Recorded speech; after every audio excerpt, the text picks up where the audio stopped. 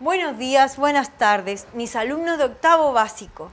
Hoy los invito a un nuevo desafío. Sí, mis alumnos de octavo en matemática veremos teorema de Pitágoras.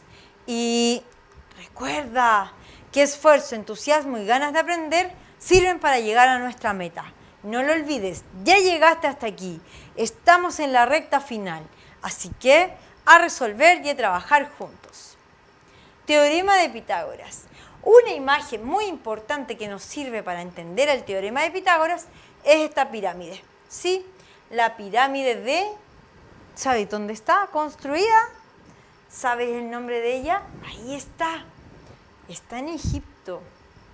Y esta pirámide es proporcional. 3 a 4 y a 5. Esa es su proporción. Por lo tanto, vamos a aprender de ella ahora. Explica la validez del teorema de Pitágoras. ¿Cómo lo explicamos? Con este simple ejercicio, en donde te presento las medidas del rectángulo y la fórmula de cómo sacar las áreas del cuadrado pequeño y las áreas de los cuadrados grandes. Por lo tanto, dan explicación a la base de la clase de hoy.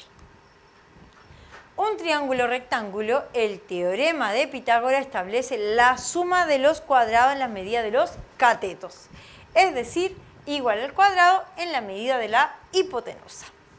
Por lo tanto, en el triángulo A, B y C, representa el A y el B la medida de los catetos y el C la medida de la hipotenusa.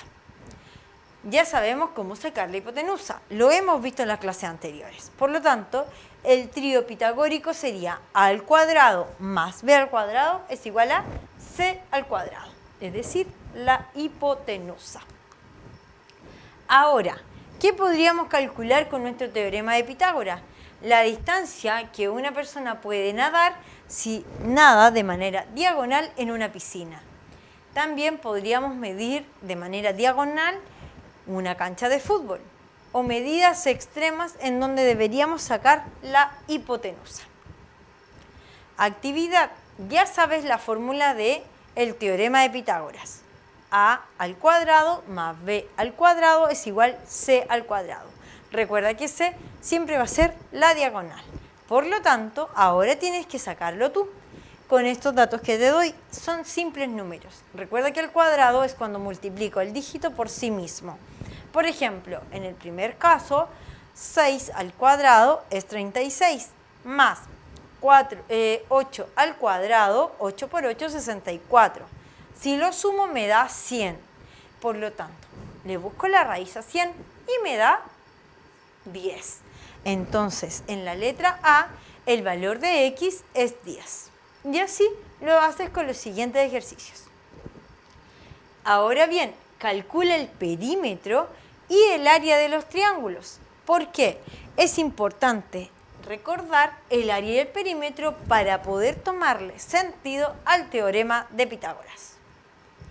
Entonces aquí vas a tener mayor precisión para hacer esto, en donde la figura la separo en dos para tener la hipotenusa y así poder calcularlo de manera más fácil. Recuerda que si divides la figura en dos, ambos resultados deberás sumarlo para el total final.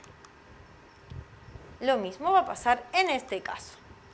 Ahora puedes evaluar los siguientes tríos de números pitagóricos para considerar A y B como la medida de los catetos y C como medida de la hipotenusa. Calcula y ve si sirven estas medidas.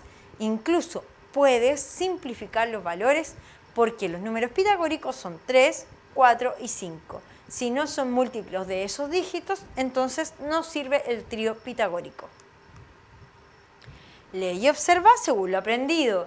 Identifica los triángulos rectángulos y justifica tu elección. ¿Por qué son triángulos rectángulos? Aquí José Luis está pensando. Tienen que justificar cuál era un triángulo rectángulo. Piensa bien, recuerda, vuelve el cuaderno atrás y puedes justificar desde ahí tu respuesta correcta. Aplica lo aprendido. Perímetro y área de las siguientes figuras. Aquí mezclamos cuadrados, rectángulos y triángulos. Por lo tanto, tienes que aplicar todas las figuras y todos los aprendizajes de geometría en estos tres ejercicios. Y después lo haces acá. Si Esto es de tu libro de ejercicio de matemática de octavo, en donde tienes que calcular la medida para cada caso y abajo calcular la medida faltante para lograr, ¿cierto?, este trío pitagórico.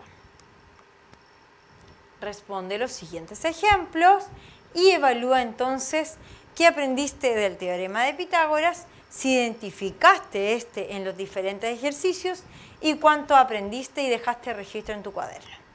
Te dejo un desafío, 2 problemas aquí a desarrollar. Lo importante es que puedas dibujar y graficar la situación para poder tomar sentido a la respuesta correcta. Recuerda siempre, Ave Fénix es aprendizaje integral. Adiós.